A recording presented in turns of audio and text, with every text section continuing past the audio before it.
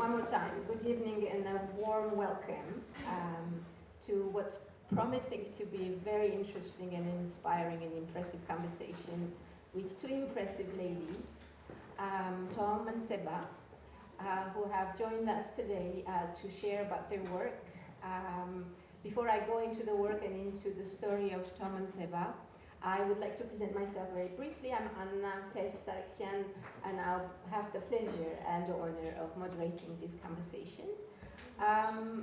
Very quickly, a house rule, if I may, or a panel rule. We're here focusing on the work of Clean Shelter and the humanitarian work of the Clean Shelter. So we're going to try to focus on that. We'll look at the work from the human and humanitarian angle.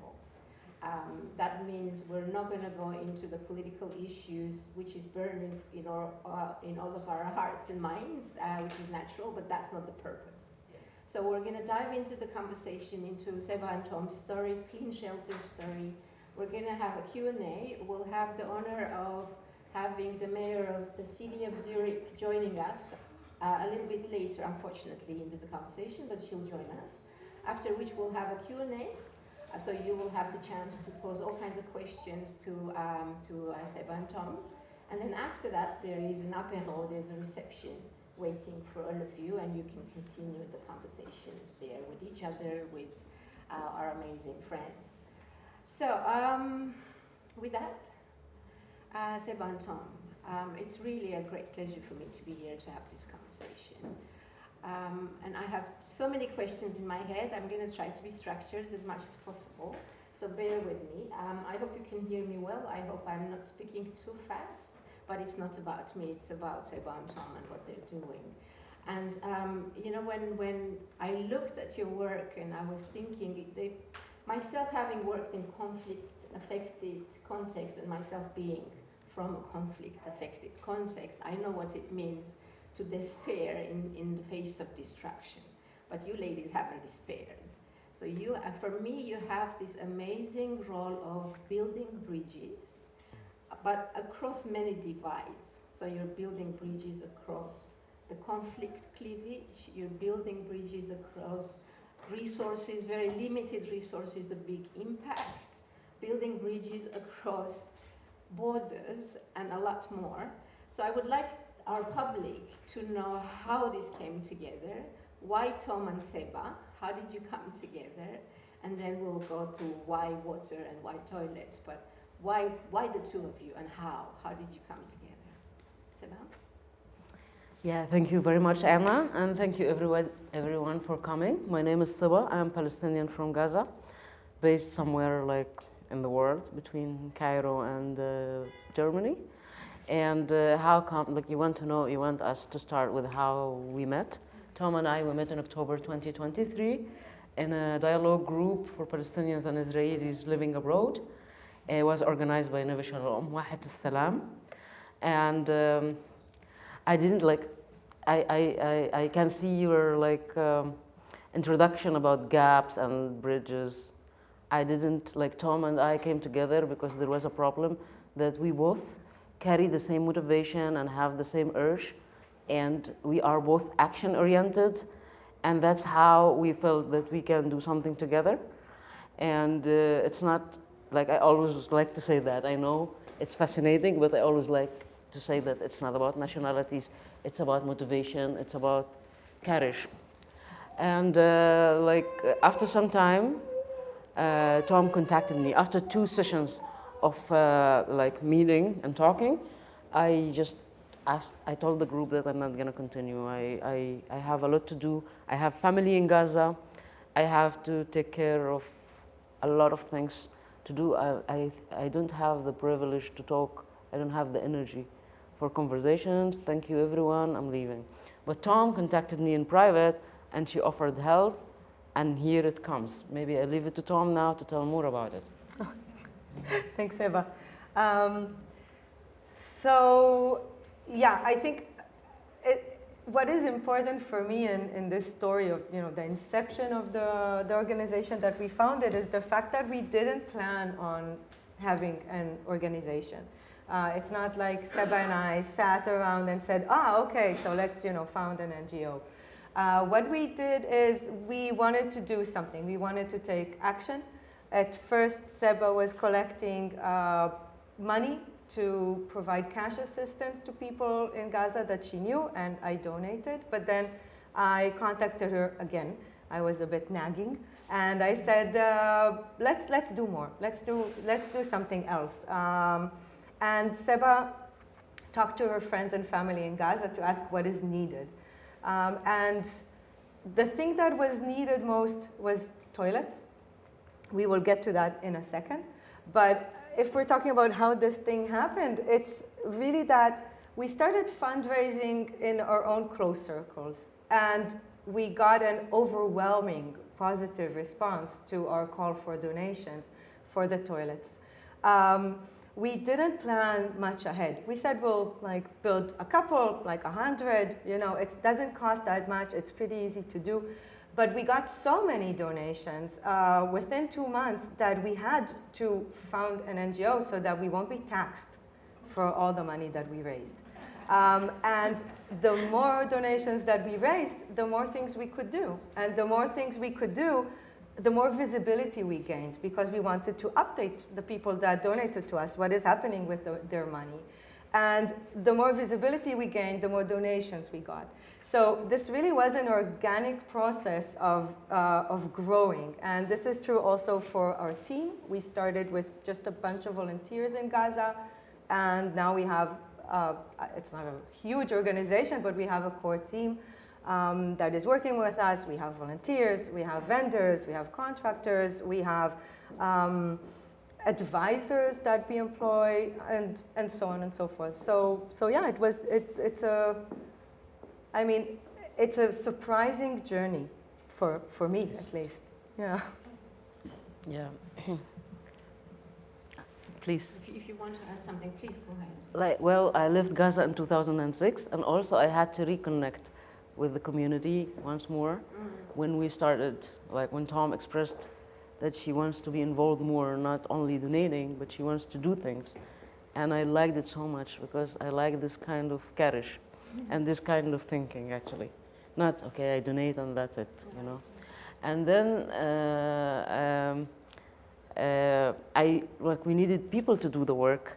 And for me, I needed to reconnect little by little to build a team. We started working with volunteers, but now we do have a team. We are coming to it in a later stage. Right. You do have a team, but you're still, both of you are volunteers. I think I want to highlight that.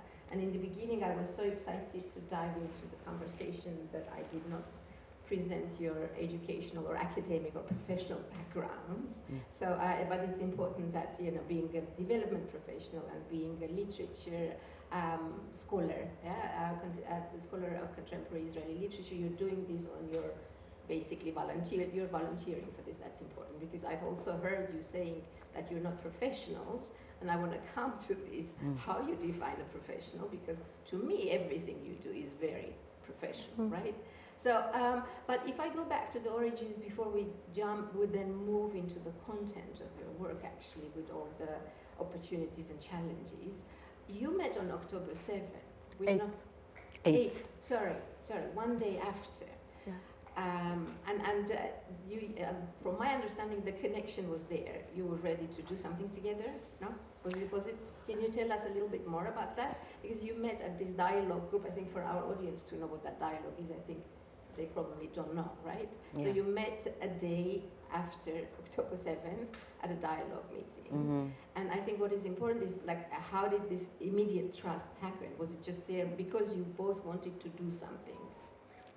Yeah, well, the basic is that I trust people without anything. It doesn't have to do with their nationality, religion, background. I don't have it. My mind doesn't filter people this way at all. It works.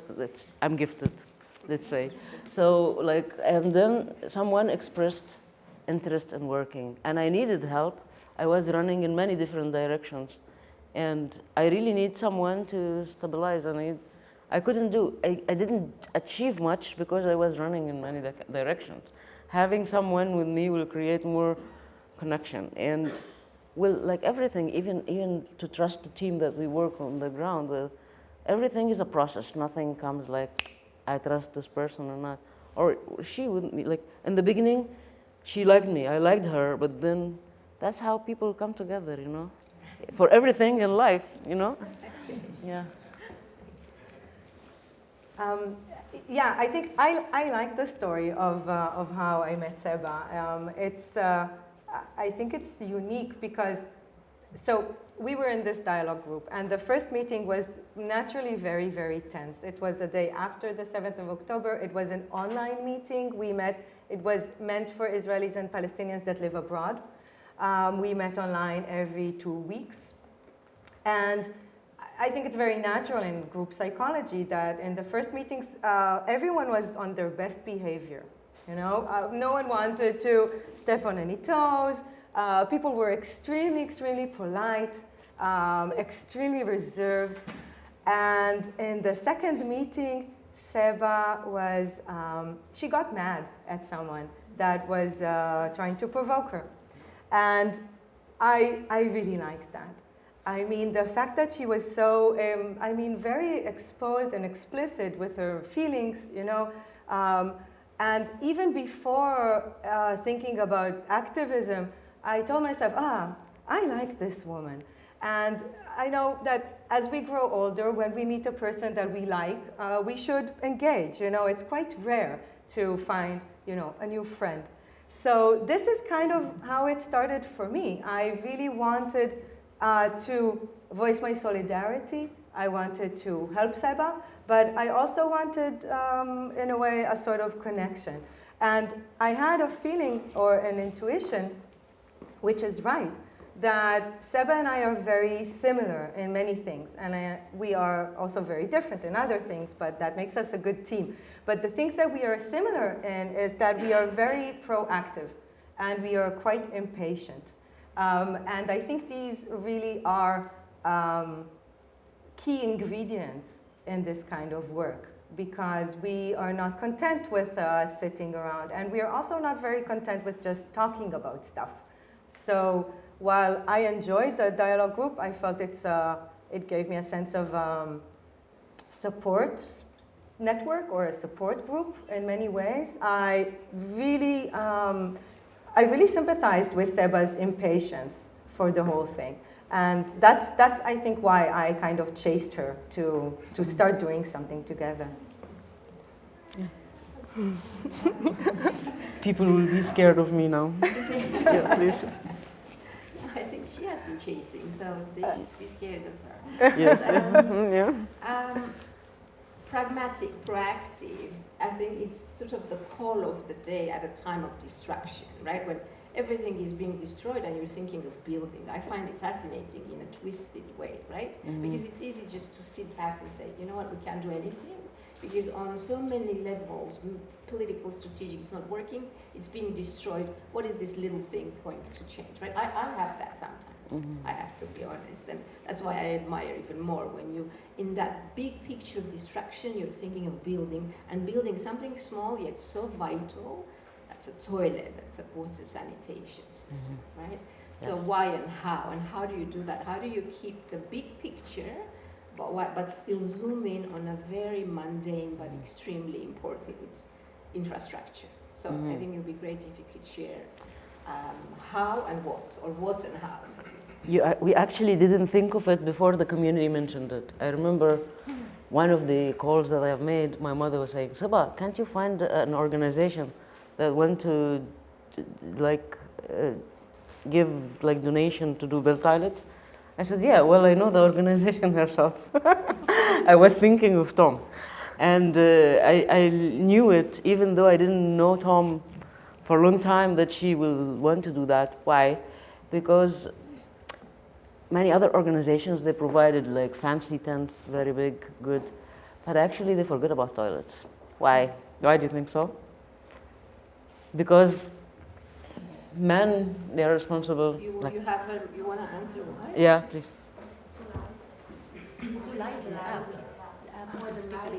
A bit louder, I'm sorry. Yeah.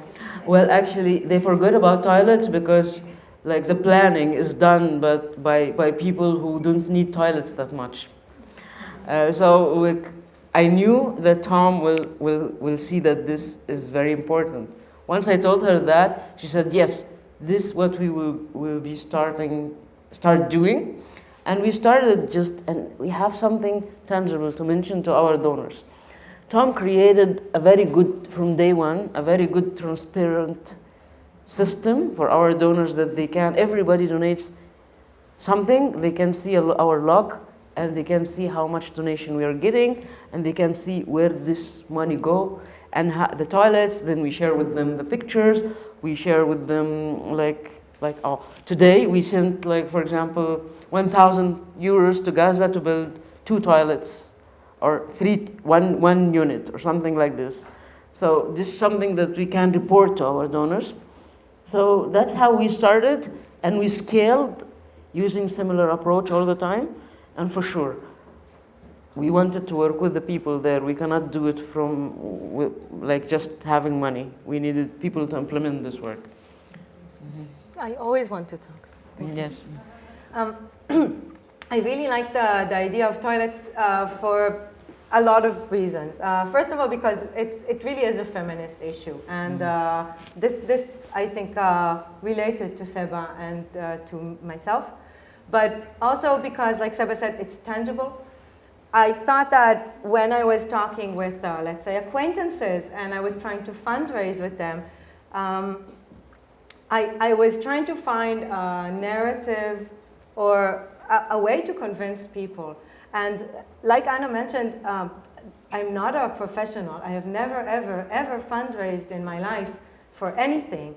But it was clear to me as a person that was just a few days before that the audience or a target for fundraising, I understood that we had to tackle the narrative that all aid that is coming to Gaza is going to Hamas. Mm-hmm. It was clear to me that no one will want to donate if it's a vague cause or if it's something that is extremely intangible. I felt toilets are a very, clear-cut thing. It's just a hole in the ground, you pour a bit of concrete, put something around it. I mean, we started quite primitive, do-it-yourself kind of toilets because that's just what could be found then. It's easy to document it, so that's also very, very important. It's not extremely expensive, so you can fundraise a bit and already start operations. You don't need to wait forever until you reach a bigger sum.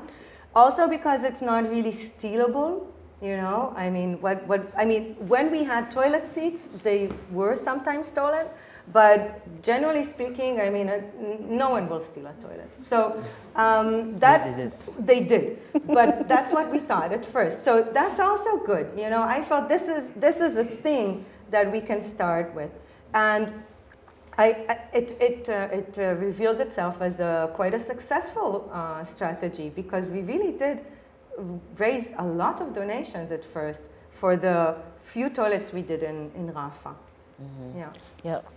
Just to add, it's like we value privacy of women, and we were very excited about it, not only because it's like very practical to be done and report, but we also knew that women need privacy, women need hygiene, and that's how we started to think ahead of all of our projects. That was the basis of everything we did after. I think it's extremely key, right? One wouldn't think automatically that it's a feminist issue necessarily, right? Mm-hmm. I found that extremely important, and if we connect that with your future plans, then we can come to this again, the feminist angle. I mean, I don't know if you call it a feminist angle or a women's issue, but you tell us, but important to understand that. Now, clearly you're not doing only toilets, stealable or not, you're doing much more. So maybe we could just give an outline, what else, like how did it grow from toilets into water sanitation, into desalination, etc. Maybe we can just give a quick overview, and if you want to show. Yeah, sure. Please. Can I? Is it okay? Sure. Okay, so I'll just show you. I think this is good. Mm-hmm. This is just like where we stand now and looking a bit back. But what happened was that we started with a few toilets in Rafah. Then there was the ground invasion into Rafah, so we moved to Al-Muasi, which is what Israel designated as a humanitarian or safe zone. It's not humanitarian and it's definitely not safe, but this is where we could operate. We took part in the establishment of a few camps. We took care of the sanitation infrastructure in these camps. We deployed toilets in Deir el-Balah area as well, which is like the middle section of Gaza.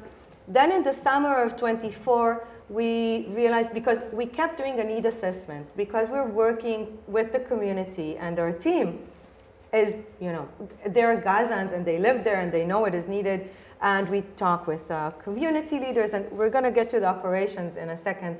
But we realized that there is a huge need of clean drinking water. That was last summer, not this summer. And people were washing with sea water. They had a lot of skin diseases. People were drinking salinated water. So there were kidney failure, hepatitis A. People were dying from diseases that there's no reason to die from them.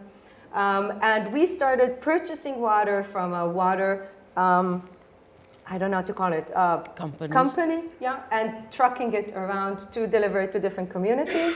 That was in the southern area in Gaza and in the middle area of Gaza. And then we realized that this is not sustainable at all because it costs so much money.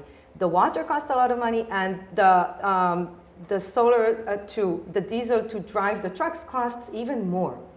So we decided to buy our first desalination unit, which is just like a big filtering machine, which can be connected either to a solar panel or to a generator, and it just filters the water.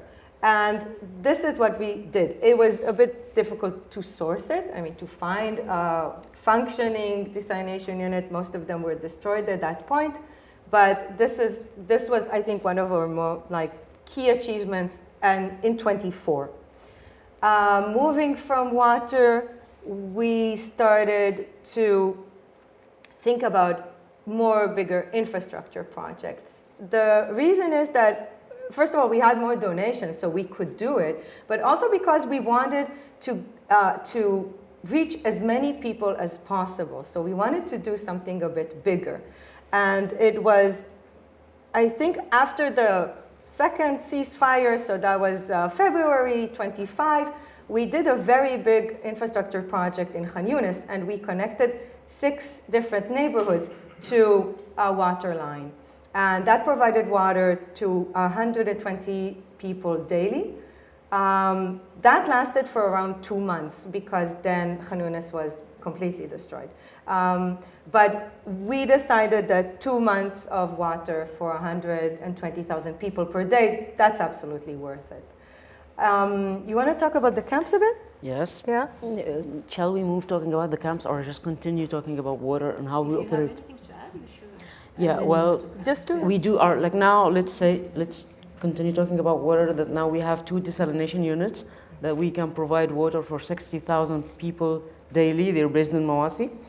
And they are sourcing it, and how we source it, how it happens that we have networks. We created simple and basic water networks to deliver water to people so they don't have to walk to long distance. Well, they are vulnerable fatigue, and they're hungry. I mean, they didn't eat well for a long time. They don't have to walk to get 20 liters of water. So we delivered water at their place using 2 methods. First one is to do underground network using very simple plastic pipeline. We made sure it's not poisoning if it's buried down there. And we also used water trucking and we distributed water tanks all over around the area that we needed to supply. And the water tanks deliver twice a day. So this process covers 60,000, more or less, 60,000 people every day, which is not it sounds big, but it's not. The need is enormous. The need is huge, and we are now. We will tell you later about what we will do to increase this number. Do you want to ask about the camps before I talk about them? Because I don't want to, yeah. No, I'm here to support your conversation. If you have anything else to share, then we can move on to the camps. It's up to you. Like in the beginning, at the very beginning, when we started with toilets, we had to provide furniture and tents to the camps. We couldn't just say, no, we are just the toilet people. So we started doing the shelter. Yes, you're the toilet person. They call me in the US the toilet person. And no, we are just the toilet people. We are not doing anymore. No, we did it. And we contributed to the establishment of many camps around the Mawasi. And then the main camp that we invested in, that was Zomi camp. And later on, after the first ceasefire in February 2025, everybody went home, and we renovated this camp to make it a protection home for the most vulnerable groups, especially households led by women, to people with disabilities, elderly, like family members who left behind alone. They lost all family members. And there we created a community of protection. We provided a fence and a security gate. We just prioritize people, as I mentioned in this criteria. We vet everybody in. We make sure that the first thing we did, we start facilitating some workshops with the residents in order to establish a committee of management from the women themselves, so we don't have to manage it. They manage it themselves. And actually, it worked pretty well. And they coordinate for their food from other organizations. They coordinate for hygiene kits, for any other needs, the educational activities, recreational activities, together, like without our help. They do it with other organizations working in the field. They know better than we do. We cannot coordinate from afar. And then recently, we rented another bigger land. So now we have 2 protection camps on 11.5 dunums. Now, so far, we are hosting 120 families, and we still have a space to host more people. And we have we call them protection because women left alone, they can have the basic needs for these children. They don't have to risk their lives or to leave their children behind in order to look for water, to look for food, to look for whatever, education, because education is very important. It's like, even though we don't put it as a priority, but people choose what's important for them. And they prioritize education over everything else. And it's impressive. So this is in general about our camps, but later we can talk about how we source everything. Thank you, Seba. Adam, do you have anything on the camps, like on the shelters or protection homes, how you call them, and how the work, how you manage it from outside, having a local group of women who actually manage locally? I mean, how does that work? Or maybe it works exactly as you described.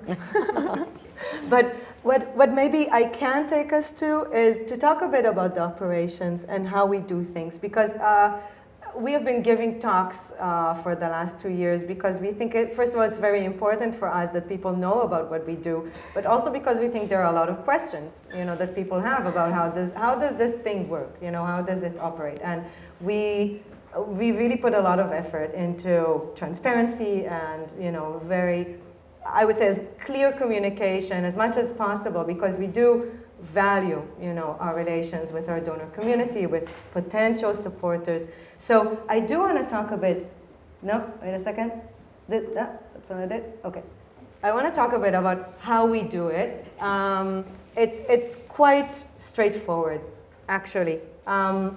So Seba is wonderful in mobilizing people on the ground, and she was able to identify people that we can work with and that would like to work with us on the ground. At first they were more or less volunteers, which I think really is something that is worth mentioning, because the fact that people are undergoing an unbelievable, unthinkable catastrophe and still have within themselves the energy and the capabilities, I think that is outstanding. I mean, I'm really at awe with our team. I think they're doing amazing stuff. So we have the team, and they actually do the work. And not only that, they do the need assessment. They bring to us, their ideas, their solutions, because what we learned quite early on is that we are a grassroots organization, and that means that we do not come, from top down to, tell them what to do. They know very well what to do, I'm not a Gazan, and I think that in many ways I also internalize this sort of concept, or image that Palestinians live in refugee camps and they live in poverty and they don't really have, a voice, they don't have agency. We need to come and help them. And I think this is really a false conception. Gaza has so many intellectuals, academics, engineers. I mean, it's endless. People have the ability and have the knowledge and have also the resources to do a lot. What I think that they need from us as an organization is to help facilitate that and to bring the funds. And in a way to oversee and manage, because we have, I would say, like a strategy. But this is negotiated all the time, because if our team doesn't want to do something, they just won't do it. I mean, we can't force them. Yeah, well, I agree about this, that we can't force anyone to do something they don't want to do. We cannot see. They can say we did it. Yeah. Yeah, well, actually, to tell you more about our secrets and how we were able to perform in such situation, the secret is the community, our connection, our rooted and profound connection with the community, and the ownership of everything they do. We just do the facilitation. We tell them that we are here to help them, and like we brainstorm together, because I would even, like Tom and I, we came from two different backgrounds that never related to infrastructure, not to like even crisis response. Like as two people studied chemistry and biology, and then they started a restaurant together. It looks like this. So for this, we needed to ask the people who know about the resources. They know what is possible and what not. And they know, like also, like we do have connections with local contractors, because we cannot hire the team that they can do quickly all the process from the beginning to the end, because we deal with infrastructure, and infrastructure is a process, it's a very complicated one. That's why we worked with community leaders, with local contractors, with local-based organizations, and people, beneficiaries themselves, actually. They have like outstanding power that I didn't imagine people living in such miserable circumstances will have. It's impressive. Yeah, please. Indeed, indeed impressive. So, like from immediate relief, you moved on to infrastructure development, if I can say so, right? From what I understand, on a certain scale, creating community, creating a team, creating all of the connections that people need. And in that move, you having such limited resources. I mean, you said people were generous, but I'm assuming it's still quite limited resources vis-a-vis the needs on the ground. And then how do you manage that? And I'm sure that is sort of you have challenges that you need to in trying to bridge that gap between resources and actually what you want to do, because I can imagine at some point it becomes bigger. So it'd be great to talk about the challenges at some point, and then in connection with that, what is next? Like, what do you plan to do, like as this body is growing, interestingly, and while at it, I'm throwing too many questions, sorry, but while at it, it will be also interesting, I think, for our public to see how do you navigate. I mean, there is not much of a maze of development and humanitarian organizations in Gaza, unfortunately, as we know, but there are still some actors, and how do you navigate with those? And Well, actually, as a small organization, it was easier, by the way, because it's quick decision making, not much of a process. We need to have a solution for the water issue. What we do, like a committee, we navigate for water wells. We see if their salination, the level of salination we can work with. we just look for desalination units. There are no desalination units. Let's buy different desalination units and compile them and assemble them and make something work. Something like as easy as I'm telling you. Okay. That's how we didn't, like the term infrastructure sounds that we are doing like big, no. We are doing a network of plastic pipes, like how human beings started thinking of how to deliver water from area A to area B. It's as simple as this. We didn't do much of complications around it. We prioritize urgency over anything else. We need water. People, if they don't have it today, they will die. So people needed water, so we have to be very quick, navigate very quickly, no much of complications. Yalla, yalla, dan. I like that. That's good. Yeah. So because we want to act fast, what we decided quite early on is that we will procure everything that we need inside Gaza and not wait for things to come from the outside. Mm-hmm. This was quite a pragmatic decision because to bring something into Gaza, you need to, not only logistically, administratively, and so on, also you don't know if it will arrive, and it can take months. So this really does not work when you want to do immediate response. We did do this twice. Once we brought sanitary kits with shampoo against lice. And we did a winter campaign in which we brought 4,000 jackets for children and 1,000 blankets into Gaza.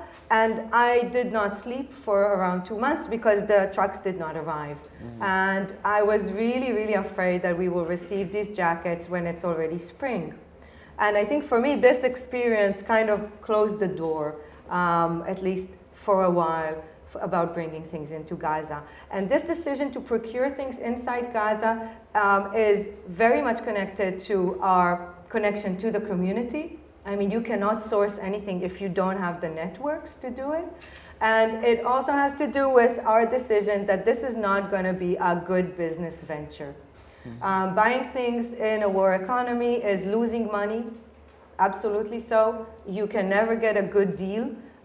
You can never wait for prices to go down because we don't want to wait. So we decided that we will live in peace, with the fact that these are not good business decisions that we're making, but we're not a business. We're a humanitarian aid organization. Mm-hmm. This means, if you were talking about the resources, that sometimes we pay ridiculous amounts for things that we know that cost maybe 1/10 of it in the real world. But we have to do it because it's either that or people won't have water, or people won't have shelter. So I think this decision process helped us in a way to just live with it. But it does also require a lot of funding. And the bigger we get, meaning the bigger the projects we're doing, the more people or beneficiaries that we reach, the more funding we need. And we are very happy, or I would say proud, of the fact that our organization is growing and the funding that we receive is growing. And this is really a side note, but because you opened by saying that we are volunteers, I want to also correct and say we were working as volunteers 100% jobs until around July or August this year. We were committed to that every private donation, individual donations that we receive, go to Gaza. That was our commitment, and that was our statement to the donors. We thought it doesn't make sense to use private people's money, for ourselves. It did cover sometimes, printing flyers. We have a website. It costs like 200 euros a year. So we really, I think 99.9% of the donations that we received went to the work in Gaza. But we got funding that is not from an individual and was meant for, to cover our work. And I think that's also important because we got to a point where we felt this is not sustainable as an organization, because we want to be able to work and we want to be able to continue to do what we do. And this has to do also, for instance, with salaries or compensation to our team on the ground. I mean, they are living in a war inflation. We have to give them higher and higher salaries all the time just to meet, the market and the costs of surviving in Gaza. Right. Do you have anything? No. It's a mechanical move, yeah. I think it's again fascinating to see how you navigate the challenging landscape by keeping your sort of direction, your purpose, but still being super adaptable to the realities and being creative and finding a way. So that goes back to what you said, being pragmatic and a problem solver. And I have too many questions in my head, but I'm sure our audience has as well. But before we go to the questions, we still have, I would like you to sort of give us like what's next. Yeah. Yeah. And we have some photos also. Photos, exactly. I'm coming to that. So what's next? What are you planning? How do you plan to be part of the rebuilding? Hopefully that will be the phase. And then show us some visuals. In such situation, planning is just like equal to dreaming. We hope to give people like a decent accommodation, not only tents, because the rebuilding, if it starts today, let's say, if this ceasefire is going to be successful and will continue for longer, if it starts today, maybe not before, like if everybody is accommodated, not before 10 years. So we don't want them to spend all this time in tents. We wish to provide them with a decent housing, like temporarily, like medium term, like for 10 years or something. And until now, we don't have the resources in Gaza. We cannot get them from outside. Even if we have the fund, they are not allowed yet. But what we can do, like what we are planning and we can do, first about desalination units, after the ceasefire revealed like a huge kind of destruction against the water system in Gaza. Even it wasn't perfect before the war, but even more destruction happened.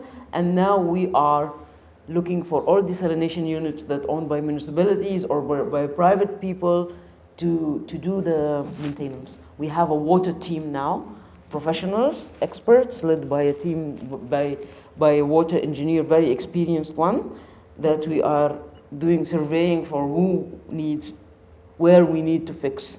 We started this week with one in Seirat. Seirat is in the middle area, like close to Deir al-Balah, if you heard about it. This is the first desalination unit we are repairing. It will give water to 100,000 people after being repaired. And regarding like shelter, the other part of what we do, regarding shelter, we are like actually it's being problematic. We need to urgently change the tents because the winter is coming, and the tents are like really like they're very old. They're becoming very old and overused. And I think if we will have to get tents from outside towards Gaza. We do have the fund for this, but actually we couldn't get any tents inside. So this ceasefire that people start planning, but the ceasefire actually is for everybody living outside of Gaza. But really the situation is still miserable there. It's not like everything suddenly became easy. No, we still have to work the same way and try to look for things, look for alternatives inside, and we wish we will get tents before the winter happen. The last thing we are doing towards shelter, we are planning to also survey the houses that have major damages and try to provide kind of reparation so people can get accommodated inside their houses. But we are not like no concrete in Gaza so far, and I don't see it's coming anytime sooner. So we will do it with alternatives like covers and whatever. Like we will find our way. We know how to do it. So do you want to add something about this? Mm-hmm. No, I want to show the photos. Yes. Great, wonderful. So I think, as you can see in this photo, for instance, a lot of the infrastructure work we're doing is already in areas that are extensively destroyed. So doing infrastructure, the way we think about our operations is a sort of interim solution until there are better solutions to be found. When we put, for instance, the water network, we assume it will hold for a few years, hopefully 5. But this is not a normal, good water system that you have, in your homes. And I want to touch on that because, like Seba said, we think that there is a sort of like a state of present progressive that people will stay in this state, of being without a home, being without infrastructure, being without all of the things that, that we all have. And we don't want people to live in these conditions. No one deserves to live in these conditions. So when we think about getting better tents, we always also think about these people need a home. They don't need a tent. And when we think about these interim solutions with the desal units, we think people, they deserve to have a faucet. They don't need to wait half a day for water. So I think this is one of our biggest drives in the way that we think about what we do. But like we said, it has to do a lot with compromise as well, because we live in the reality that is, and we need to deal with what we can. So I wanted to show some photos. We relocated the Zomi camp. Like Seba explained before, you can see the construction of the fence because every camp that we establish has a fence, and the residents decide on their own regulations of how the security of the camp will work. We don't decide on that for them. You can see on the right side, you can see the Zomi camp in its new location. And in the middle, I really like this photo. It was photographed quite spontaneously. Seba shared it with me. The women in the Zomi camp, some of them started to plant plants. And then when we moved the camp, then they took the plants with them to the new location. And I mean, it's very prosaic or mundane, but I was very touched by that people still, they have the energy and the will and the capacity to take care of things other than themselves. So being in a sort of state of survival does not necessarily mean that people, don't care for other things as well. Let me talk about the... Yeah, please do. Yeah. The Zomi, the recreational activities. Yes, this is now. Here you can see this is the work of the management committee of our camp, the protection camp, Zomi camp, and they are doing a lot of, like you see here, music, like recreational and educational, a lot of playing. Children, they're having, I mean, they don't have the best life they deserve, but they at least have like good times. They need to continue. And all the credit for this nice and beautiful pictures go to the community. They organize themselves. We don't have much to do with this. That's amazing. That's amazing. You inspire them and you support them. Yes. Well, Tom, I think unfortunately, time is limited. I have one more slide of photos. Yes, I was going to come to that. Thank you so much. Good. Okay. I like this photo, this slide, because I think that when we talk, for instance, about a desalination unit, I'm not sure that we know how it looks or what it means. I definitely did not know. I mean, I became more acquainted with waste management, desalination, pit holes, absorption pits. I mean, we had to learn a lot while working. But so this is our first, it's actually the second desalination unit, because the first desalination unit that we bought is now in a place that we cannot reach. It's the Israeli military is there for a few months already. We now know that it's still there, which is good, but we can't reach it yet. Then we bought a bigger one, which is this one. This is, we call it now officially, it's our first desalination unit because it's still functioning. It produces 8 cubic meters of water per hour. It works usually around 5 to 6 hours a day, and it provides water to 8 surrounding camps that are connected to it.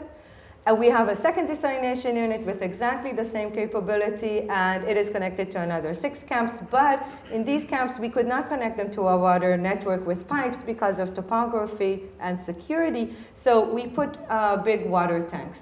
And each water tank can hold 5 cubic meters.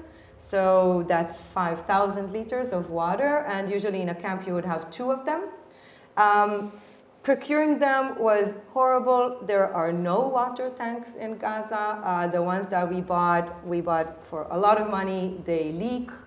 They need a lot of maintenance all the time. But, you know, that it is what it is. You can see in the photo on the right, this is the very, very small queue that you have in a camp to fill in the water. Behind our team, you can't see, but there are 3 faucets in the wall. So people really have easier access to clean drinking water. And yeah, I think this is it for the slideshow. Okay. Yeah. You have been growing, and not only as co-founders, Seba and Tom, you have been growing into different countries. I don't think we have mentioned it before we passed on the word to the Swiss chapter. Maybe you can say 2 words about your chapters in different countries and in Switzerland in particular. You use the microphone. Sorry, yes.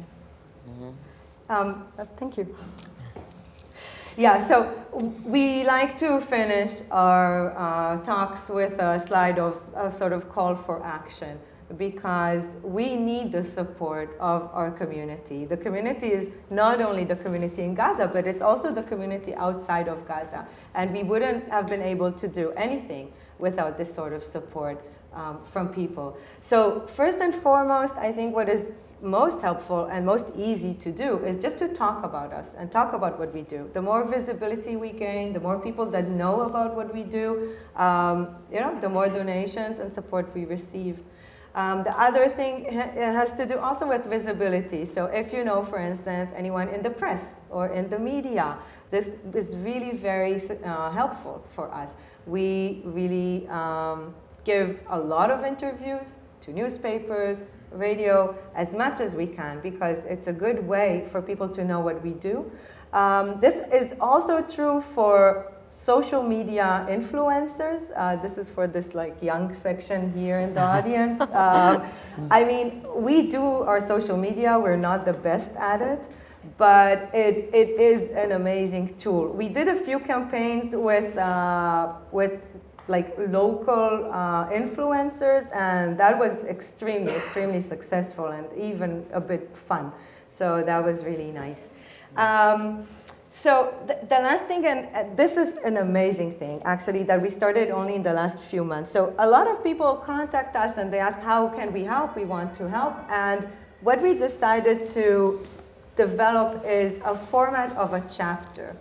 A chapter is when there is a group of people who want not only to, help a bit, but they want to become a part of Clean Shelter, and they want to connect with other people or other organizations or potential philanthropists and talk as Clean Shelter. I think this is an amazing thing, and we are so very grateful for people who want to do this sort of work. We have a chapter in Italy. We are now also establishing and registering in the UK. And the reason we are here is because we have an amazing Swiss chapter.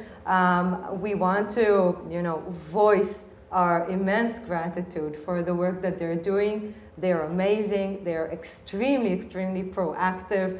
They created a insanely busy, wonderful itinerary for us in our visit here. And I want to invite at least one of them to maybe talk a bit about what they do. Yeah? Yeah? Yes, I can give you my place.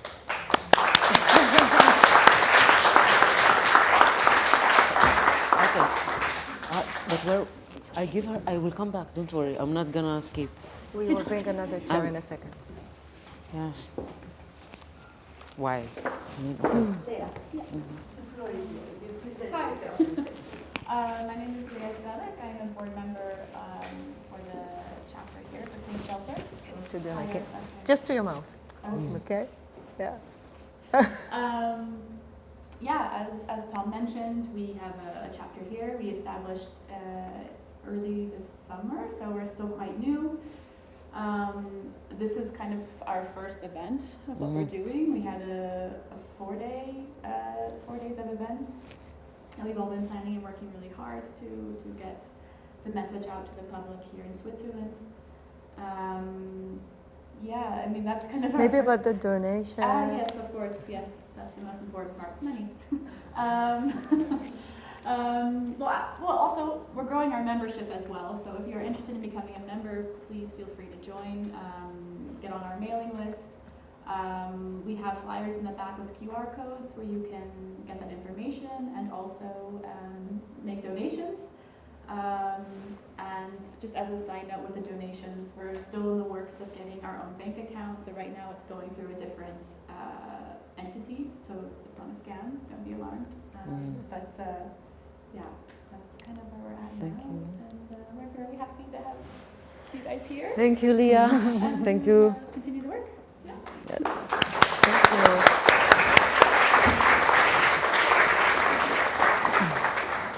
All right. So now I have the pleasure to invite Mayor of the City of Zurich, Ms. Corina, who has been patiently sitting with us here. So if I can ask you to give us your thoughts before we open the Q&A section, that would be wonderful. Please welcome.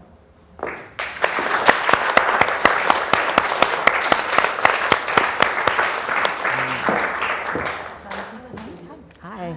So nice to meet you. Seba, nice to meet you. Thank you for coming.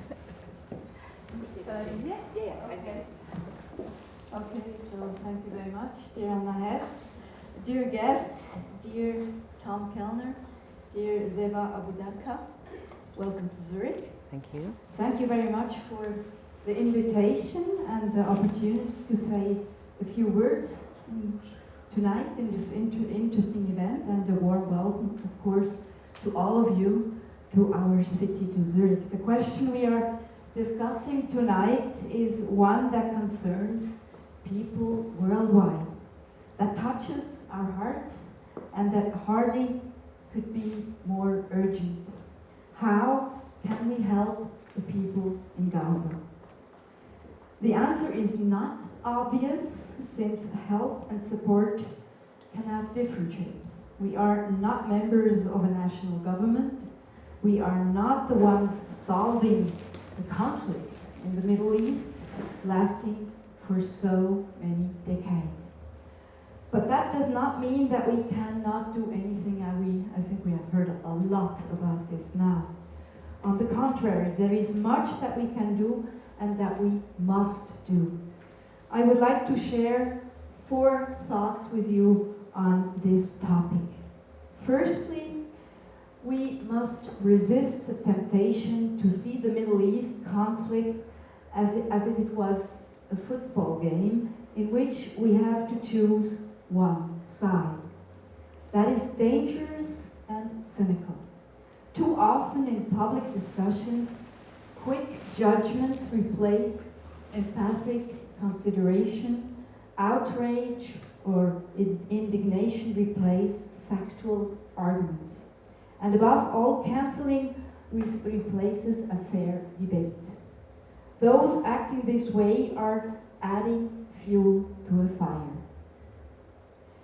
This strengthens anti-Semitism and Islamophobia.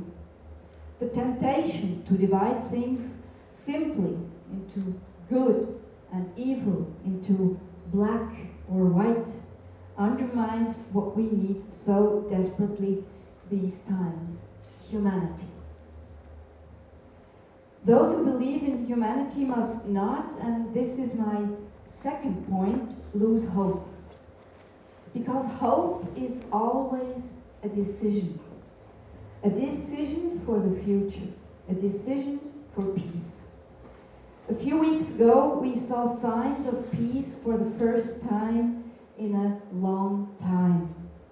The people of Israel and Gaza reacted with optimism. Unfortunately, the last few days have also shown us how fragile this peace agreement is. Even if the signs of peace are extremely fragile and breakable, they still represent a light of hope in dark times. They may pave the way for an end to military action. Because one thing is clear, only the silence of weapons can form a basis for a political solution. And thirdly, we must provide concrete humanitarian support for children, women, men suffering from hunger, traumas, and more, lacking medical treatments and shelter. So that's what you are really doing. That's great. This brings me to my fourth and final point. Dear Tom Kellner, dear Seba AbuDaqa, everyone here now knows your story. We will tell it to everyone we meet. 2 women, an Israeli and a Palestinian, who met online, I learned. Yes. Wow, I wouldn't have expected that. And became friends, despite everything. Your project is small compared to the big headlines in the world, but it carries something that is greater than many political programs: humanity and the spirit of hope. Your project does not stand for slogans, but for concrete action in the field, for dialogue, for humanity, for empathy. Your project shows what is possible when people think not in terms of contrasts, but in terms of encounters. The world needs people like you. People that build bridges more than ever. I thank you very much for that, and I also thank you all for being here today, because you are paying attention. You care, because you believe that peace does not begin somewhere else, but always here, wherever here may be. So thank you very much for what you're doing. Thank you for your action. Thank you for your support. Thank you for your empathy, and thank you for your attention. Thank you very much. We really touched by your words. We touched by your words. Thank you very much. All right, thank you so much. I think that was a beautiful way of wrapping up. I would have left it at that, but we have promised you that you will have the chance to ask questions to our panelists, so I'm going to keep my word. I have lost track of time, but because we started later, I think, are we okay if we use, what are the organizers? 15 minutes is okay? It's 8:45. Oh, okay, so and we started 10 minutes late, so we can use good 20 minutes for questions. All right, let's take a round of 3 questions. I see hands. 1, 2, 3. The gentleman in the back. Okay, let's start with the lady here, please. Yes. Oh, I have to give you the mic, and I can't. How does this work? Does it go? Does it go? So I want to thank our mayor also for her very strong message. But I also wanted to say, as an activist for many years on this subject, I'm awed by what you're doing, and I wanted to commend you for it. I wanted to say one thing and then a question. My one thing is that since October 2023, it's very hard for me to flush the toilet or take a shower without thinking about Gaza. And so I'm very happy for what you're doing. Okay, having said that, I have a question about the security. How do you deal with the IDF and Hamas all around you to protect the work that you're doing and to protect your clients and the people who are the community you're building? And then we will answer at the end better. But how we will memorize? It's just 3 questions. Okay. Seba, Tom, thank you that you are here. I have a question for you both, especially for you, Seba. How you deal for all the pressure, all the responsibility you have all the bad news from Gaza. How you deal with that? And with you, Tom, this pressure. You told us about the jackets and you didn't sleep 2 months. How do you deal now with all this pressure?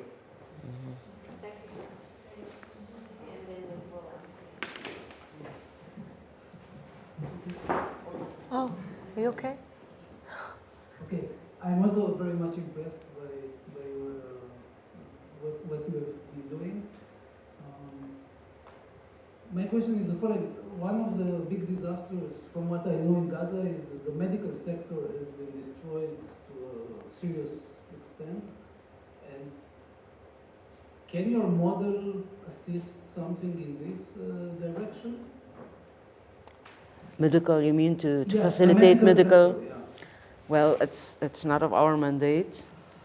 So unfortunately, yeah. Seba is already starting from the back. So we have 3 questions. The security, how do you deal with the pressures, and whether it can be replicated to the medical sector as well. Right. Your model, sort of, or your approach. Yes. Okay, Seba. Okay, just to answer the question about the security, thank you very much for your question. And Put the microphone. Yeah. to answer the question about the security, thank you very much for this question. We cannot guarantee anything. Gaza is a place that's a roller coaster. You know that really well. But we do have policy to mitigate the risk and to protect our team and our beneficiaries. And in order to do this, we vet everyone that we deal with: team member, contractor, volunteer, a community leader, people like local-based organizations. We make sure that everybody we work with is not targeted by the military, by the Israeli military, because even if we don't know what they are doing, but if they are targeted, then everybody around them will be targeted. So we make sure that they are not a target. This is the first thing. The second thing is, like, we allow our team only to move with our own car, that we make sure that nobody is in the same vehicle with them that might be targeted. Because if they take public transportation, they might be attacked with other people. Even when people we host in the camp, we make sure that they are vetted well once, twice, 3 times, in order to make sure. At the end, we cannot prevent danger, but we do work in places that identified by the military that are humanitarian areas. Humanitarian being identified as humanitarian areas doesn't mean they are not attacked, but at least we mitigate the risk that being attacked. That's how we do. And we are, like Tom mentioned, we don't sleep for nights because we are afraid that tomorrow we will hear something, bad news from about one of our team members, because they are family members, not only team members. And about beneficiaries, because they trust us and they believe if they stay in our camp, they are protected and safe. And then we fail them if something bad happens. We are responsible for this. For your question about how we deal with our emotion, I mean, whether we do this or we don't do this, we do have, like, I had a family there, and now, like many of them, I lost many of my family members. My dad is still there, and many family members from the extended family, they are still there. And actually, Tom and I, we spoke about it in the beginning. We need to do this because we want to help, but we also want to do therapy for ourselves, because even the team in Gaza, when I tell them, please rest, please stop working for some time, you need to rest, they say, if we stop working, we start thinking, and we really need to continue working, otherwise we will collapse. And that's how we deal with it. And sometimes we're good, we're strong, we can deal with it. Sometimes we allow ourselves to collapse and crash and cry and express our emotions, and life goes on. Maybe Tom wants to also talk about it.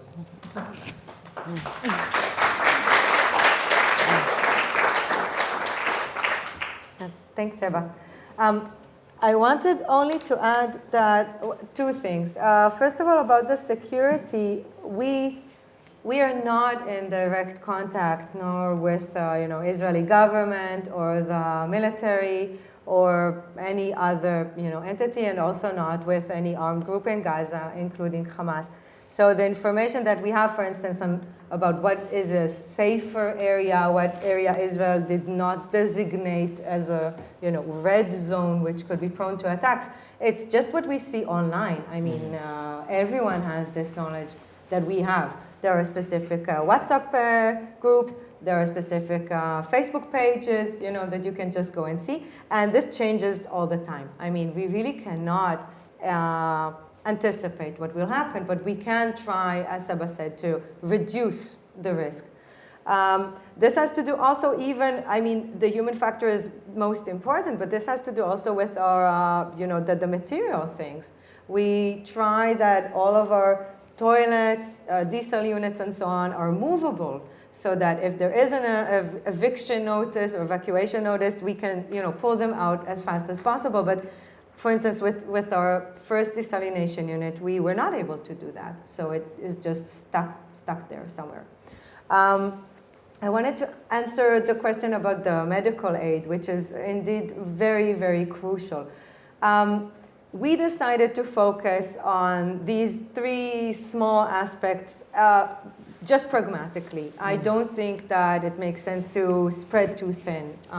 We want to, we have an X amount of energy and cognition, and we can do that. But we are in close connections with, I think, almost all of the NGOs and international NGOs and local NGOs that are working in Gaza. This includes also a lot of very big and capable NGOs that have to do with medical aid. There are a lot of them. And I have to say that in this regard specifically, I feel that this aspect is really in good hands. I know that these organizations are doing as much as possible. I don't think we can contribute in any way to that. Thanks, Tom. Sure. Okay, thank you so much. You have a question? Okay, do we have more questions so that I know? I think this will be the last round. Ima, do you have a question? Okay. Okay. Yes, sir? Okay, so we have two questions. Comments are also welcome. Yes. Yeah, thank you so much for all your work you do in Gaza. I appreciate that. But I want to ask you, how as Israeli and Palestinians you met in exile? So there is no possibility to meet there. You meet in outside of Palestine and Israel. We met online. Sorry? We met online. Online. Even not anywhere. In the cloud.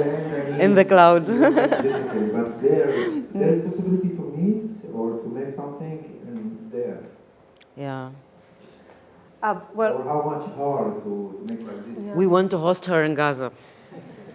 I think this is a very good question. I mean, right now, no one can come in or out from Gaza, as you probably know. Seba has like a plan to go to Gaza, and I keep like begging her not to even try, because I don't think it's possible. But as an Israeli, I was active before I left Israel, and I met a lot of Palestinians. I mean, you just need to want to do it, And I don't want to speak for Seba, but Seba, I'm not the first Israeli, she befriends. It's but not. In Gaza, it's more different. Yes. There is no possibility. There is no possibility at all right now. But for instance, I talk with our team. They talk with me. We have, we do it over. I mean, thank God for the internet, right? Thank God for AI, because it allows me to translate our conversations, because sadly I don't even know Arabic. But there is communication, and I want to also say that there is a different organization that is Israeli-based and Israeli-run, that it's called the Gaza Support Network, and Israeli just people. They are in very close relations with individuals in Gaza, and they fundraise for them, and they try to help as much as possible, and they're in contact on a daily basis. I think that this notion of contact is extremely, extremely important, because I do believe that action, meaningful action, has to come, from the grassroots. It has to come from people doing things together. Yeah, well, you just highlighted everything. Oh, you would be surprised how people in the grassroots are connected.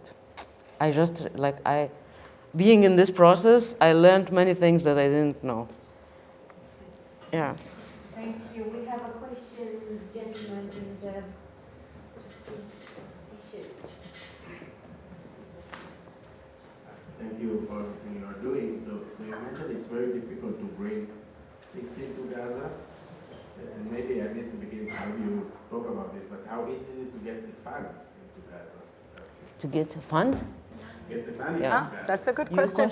Answer this. I love this. Take the responsibility of answering this. Thank you. This is a very good question, and we were actually kind of fumbling with this at first until we found the right way to do it. But once we did, it's actually very, very simple. You can't transfer money to Gaza or Palestine in general from the EU. It's just, the banks do not allow it. But thank God for Brexit, you can do it from the UK.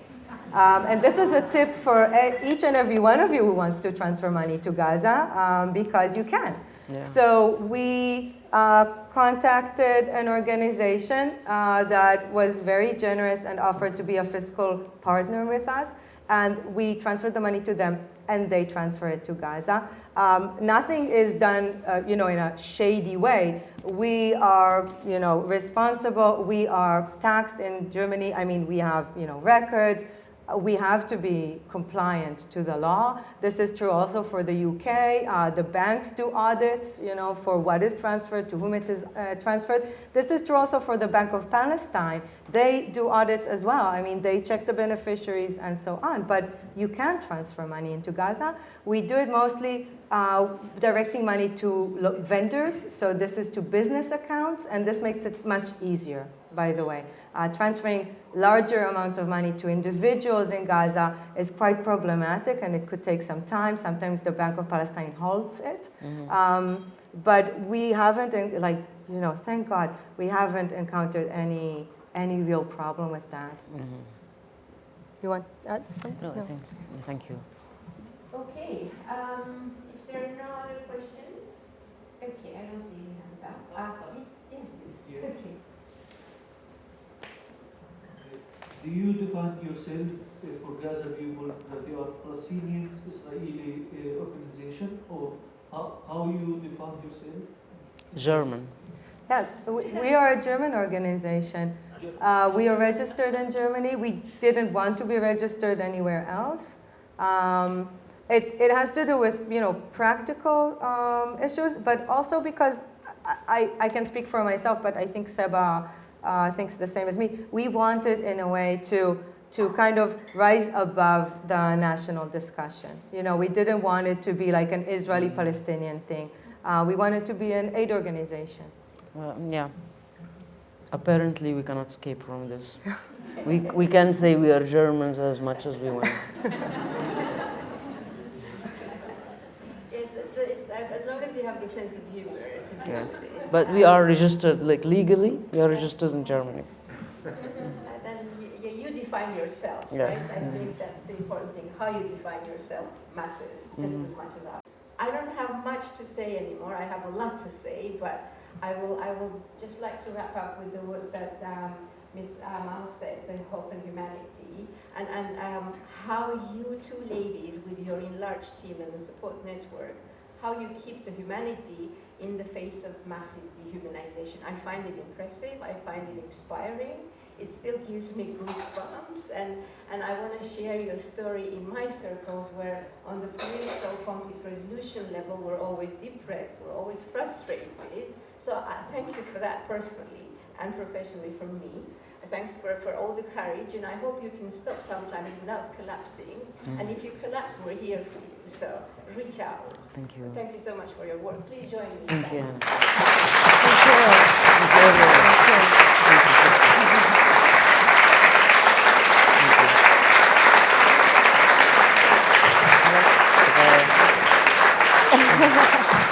Yeah, let's go. I just get anxious when people do stuff like that.